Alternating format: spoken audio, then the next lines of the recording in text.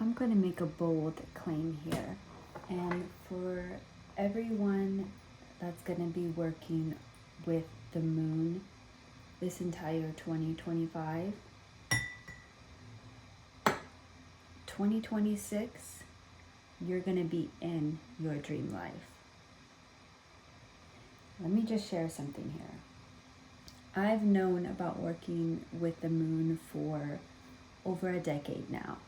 I've done some moon ceremonies, I've set some intentions, and my life just kept happening, and wasn't really manifesting much, right? So a few years ago, I learned how to actually manifest with the moon.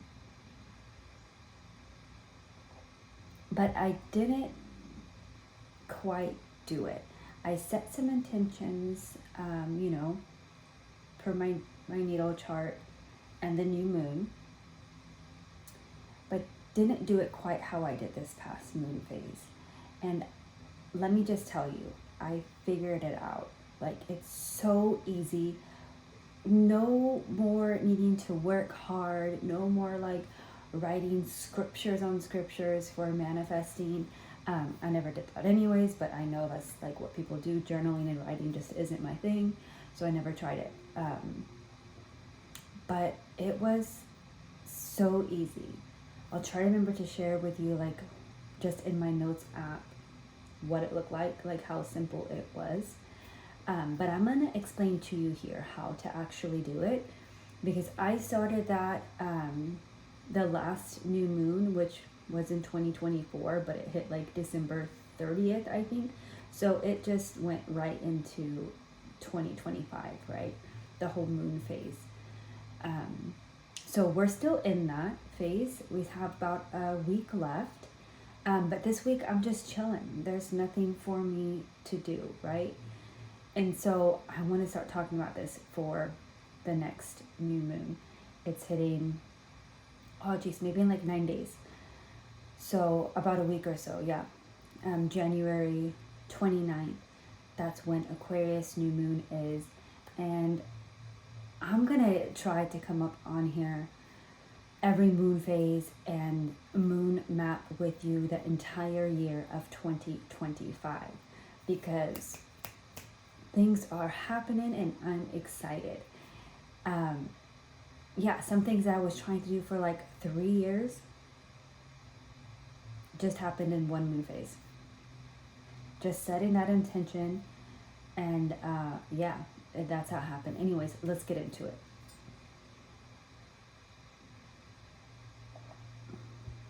First, we need to talk about the difference between personal manifesting with the moon and collective manifesting with the moon. All right. So collective is what a lot of people are working with, just the collective energy. It's a new moon in Aries. We're going to be fired up. We're going to set some intentions, and that's that. Maybe come around the full moon, we may release some things that aren't serving us. And that's about it. May do some meditations for one of or both of these new moons. I know how I did some moon circles with my friends was a little bit different, so you may do something like that as well. Bonfires and like actually planting seeds, or like actually discussing what your intentions are. We did so at the beach and in the like a jacuzzi and things like that, and it's really nice to be able to share these things so we can continue to talk about it throughout the phase and have some support as well. The collective energy is very important as well, right? So I don't want to minimize that, but if our intention is to personally manifest with it, let's learn how to actually do that. So first we need to get your natal chart. You can get it for free at astro.com. Just put your birth date, birth time, and geographical location of your birth. and it's gonna give you your free natal chart, and you will see sun, moon, rising, whatnot. But there's going to be some other stuff that you need to know for manifesting with the moon, and I do have a whole lecture on that, really, because I just thought this was like so cool. I broke it all down. So it's called Moon Magic Mastery to get all the details.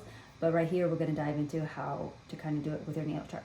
So get your natal chart, and then so the next new moon, we'll do it for that one, right?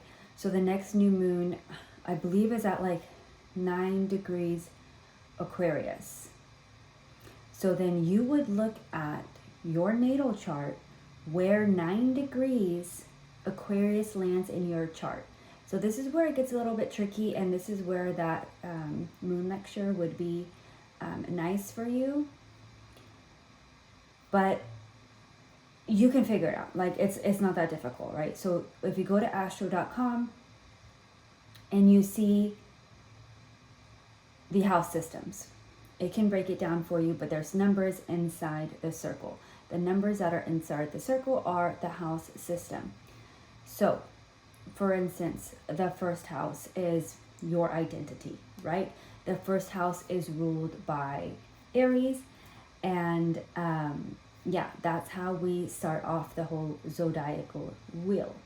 So Aries first house is so if that were to be where the new moon is landing in your first house, that's what's going to be lit up for you for that entire moon cycle. So you would see, okay, so now just say it's Aquarius 9 degrees first house, I'm going to be focused on myself. Perfect, So then you're going to go through, after you set the new moon intention, that is what house system is lit up for you. Then you're going to go through the 3 other phases of the moon. So then you're going to go to the first quarter moon and see what area that is lit up in your natal chart, and make a plan of action there based on what house system it is, and what zodiac that first quarter moon is going to be in. Okay? And then we're going to go to the full moon. Same thing. See what zodiac the full moon is.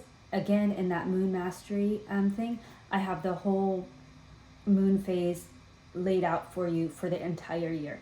I have the new moon, full moon, and then I have all of the rest in there as well. So you can do like quick glances for that instead of having to like figure it out with astro.com or whatever, whichever other, device or whatnot you're using. So then the full moon, and new moon, you're setting an intention for that first quarter moon.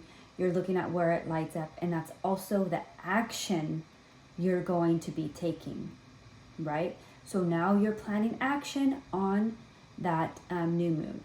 And so then we're coming to the full moon, and the full moon is gonna be the challenge.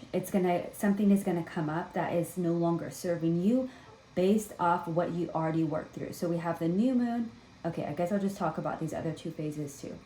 So we have the new moon, we have the crescent, waxing crescent. So that's the building of the full moon, and that is the planning stages. So we set an intention, and then we're gonna plan, and that planning phase is 1 week. New moon 1 day, planning phase 1 week, first quarter moon action phase 1 day, and then we have the waxing gibbous, and that is our another week, and that is our exertion phase. Like, we're putting everything we have into this phase, right? And then poof, full moon.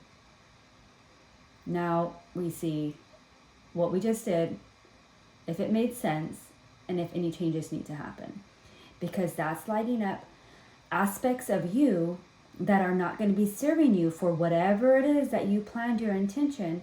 Whatever who you were before has changed, so now you need to change and to be able to live into this new set intention, right? So that's the full moon.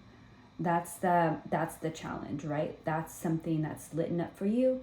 And then we have the waning gibbous phase, right? And that's the phase, 1 week again. That's the phase of just getting support as far as like meditations and guides and internal focus. So this is the phase of just looking for the answers, right? Meditating, doing some subconscious work and seeing what is that change that the full moon was trying to tell me, right? So just try to figure out the next week or so. And then we're gonna have the last quarter moon. And the last quarter moon is the actual change that needs to happen. Okay, I saw it, I understand it, and now I'm gonna make that change. Whatever it is to kind of wrap up your set intentions, whatever change you gotta do, is that one day. Again, we are planning with our natal chart. So with the new moon, last quarter moon, full moon, and first quarter moon, we're going to look at our natal chart, see where the moon is at, the zodiac it's in, and where it lies in our chart, natal chart. So then those are like the 4 goals we have, right, for each moon phase. But we can't forget about the in-between phases, right? So then the last phase that we have before the new moon again is the waning crescent. And that is actually where we're at right now from the last new moon. That's why I said, there's nothing for me to do. What's done is done. And now we just have to chill out for the next week or so and see what we want to plan for the next new moon. So then that would be the, Aquarius 9 degrees. And we're going to plan it all out. So I kind of want to tell you what I did this past week. I'm just going to pull up my notes app because I can do it on my computer actually. I hope that all made sense. I kind of freestyled it, so hopefully it made sense. I can do another better one at a later date, but I definitely wanted to get this out. Okay, cool. So it was December 30th, new moon in Capricorn. So that landed in my 8th house. And the 8th house is of collaborations. And I also like to look at, you can do it as well. I also like to see what other planets or anything else are in my house. And so what else is in the 8th house is Ceres, which is abundance, and Neptune, which is spirituality. So what I kind of planned to do for this time is do more Reiki events. I'm a Reiki practitioner and I wanted to just collaborate more with events. Mind you, I actually have never done Reiki events. I done a couple personal ones that just, for me, and I like invited people or whatnot. But I never collaborated with anyone for events. And I got two invitations. Like, I didn't even reach out to anybody. I didn't even know what I was going to do. But this person told this person, and yeah, I had two events planned, particularly like Reiki events even. And it was amazing. I loved it so much. And then nothing else, came of it. Really, well, it did. But I'm just saying, like, no other events or no other like things like that. The other things I wanted to do was create morning and evening rituals, which I did. And it was amazing to just have these like in my notes app and just click, yep, here's my stretching, here's my meditation, done is done. So I really enjoyed that as well. And then January 6th was the first quarter moon in Aries at 9 degrees. And that landed in my 12th house of fulfillment. My North Node is there, as well as my karmic path. And Aries, which is spiritual independence. And so, okay. Jeez, I can't even remember what I did, what I wrote, so this is cool. So I have an online membership. It's called the Healing Collective. If you want to join, we meet during the Waning Gibbous moon, and I facilitate Reiki and Breathwork because that's the time to receive guidance, right? So I said that I was going to add, resources to that Healing Collective. And I was going to do that moon magic that I just mentioned to you. I did that lecture. And then I also started a book club, which, I've never done before, but I was super inspired to do that. And January 13th. So that's the full moon Cancer at 23 degrees. And that's in my 3rd house of higher communications. And what I said I was going to do there is record a meditation. And I did that. And it's living here on YouTube. So enjoy. And then January 21st was a last quarter moon, Libra at 27 degrees. This lands in my 6th house of health. And so I said to schedule doctor's appointments, dentists, doctors, dermatology, and mental health if I hadn't scheduled that one already, because I was trying to plan it already. And so that is actually today. And so, I actually tried calling, and I waited like too long to call. But then I did leave some voicemails and say like, hey, I want to schedule with you. So, but then I find out like one of the doctors I did have to change. So, but like all of that is coming into fruition. Oh, and one of the other cool things that wasn't even here, like some of the stuff isn't even on here, but things were just happening. What happened? One of the things that I'm just like mind blown is that something that I've been trying to work on for 3 years is I have an office space that I rent out to do like one-on-one treatments. And I'm just like, okay, I'm only here like 3 days a week. I want to rent out this space other time. And before that, I didn't want to like share my space or whatnot, but I'm in like a very empowered state right now. And I'm just like, yeah, come on, let's work with each other. And so 3 years I've been posting, trying to get somebody to help rent my space. My space is beautiful. The energy is like amazing. And I just had some weird people come in, like, but I was still like, okay, yeah, let's do it. And then they'll just like ghost me, and it's like so weird. So I'm like, whatever, I guess it's not meant to be to share the space, but I keep posting about it like, ooh, that would be helpful, when I travel and stuff, I don't have to pay all this, rent or whatnot. Anyways, a girl who was thinking about renting before, but then she's like, oh, the space is too small. She's back. So she went about her business and rented like 3 other places in the meantime, 3 or 4 other places. And now she's back with me. I'm like, girl, you couldn't have been here the whole time, But anyways, that has been so helpful, being able to just, I don't know how or when or what, but like that happened. And then also getting like new clients here and there and reaching out, and just life has been like so much easier. I've been working out, drinking my tea.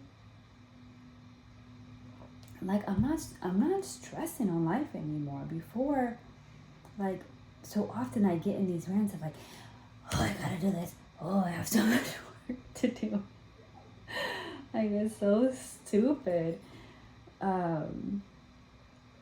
I feel so stupid sometimes for not, working with universal energy more, that I know what to do.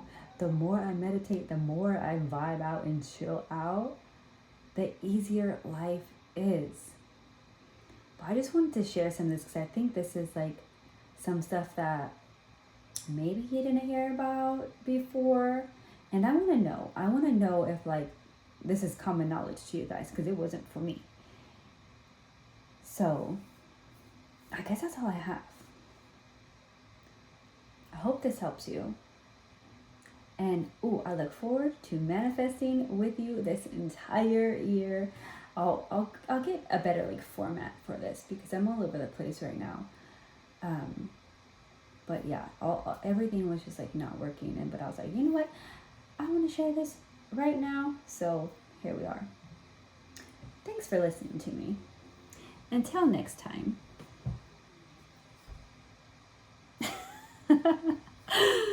I'm so awkward.